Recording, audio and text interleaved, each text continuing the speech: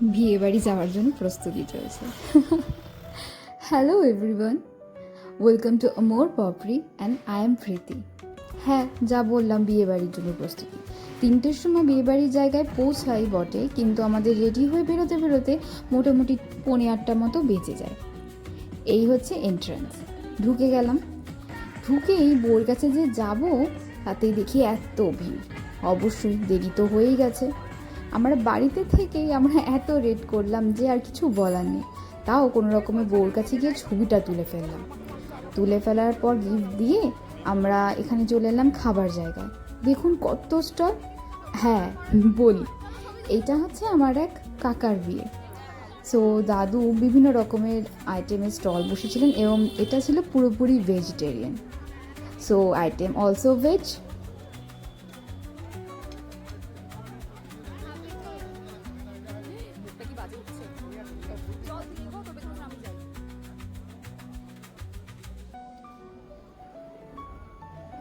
এত কিছু থাকা সত্ত্বেও আমি গুটি গুটি পাই ভাবছি যে কি খাবো, তার উদ্দেশ্যে আগিয়ে যাচ্ছি। তার মাঝখানে ভাবলাম দুটো ছবি অন্তত তুলে নিই। অবশ্য তার আপডেট আপনারা পেয়ে গেছেন অলরেডি। জায়গাটা খুব সুন্দরভাবে ডেকোরেট করা হয়েছে। এইটা আর যেখানে বউ বসেছে সেই জায়গাটাও।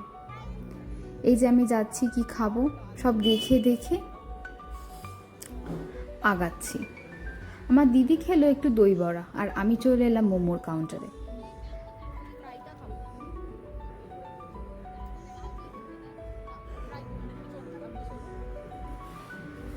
আমার অবশ্য বিয়ে বাড়িতে গেলে খাওয়ার একদম ইচ্ছে করে না, রুচিটা চলে যায়। তাও একটু খেতে হয় বলে মোটামুটি 8টা 8:30 বেজে গেছিলো এবং আমার ডিনারের টাইম ওটাই।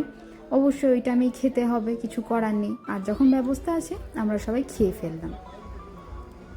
সবাই না, আমি প্রথমে খেয়েছি বরঞ্চ। দেন এখানে আমার দিদি আর মা তাদের ডিনারটা কমপ্লিট করছে।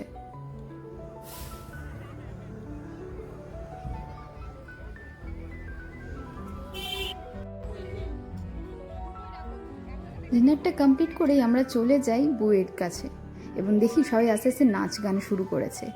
এবং বিয়েবাড়িতে এসছি আর আমাদের বাড়ির লোক, একটু নাচ গান হবে না? এই তো সবে শুরু। লাস্টের অবস্থা দেখলে আপনারাও হাসতেন। মনে হয় ভিডিওগ্রাফাররাও দেখেও ভাবছিল এরা কিছু পারে বটে। এত নাচ গান করার পর আমরা একটু হাওয়া বাতাস খাচ্ছি। এই ছিল আজকের ব্লগ, অ্যান্ড বাই বাই। দেখা হচ্ছে নেক্সট ব্লগে। এরকমভাবেই পাশে থাকবেন।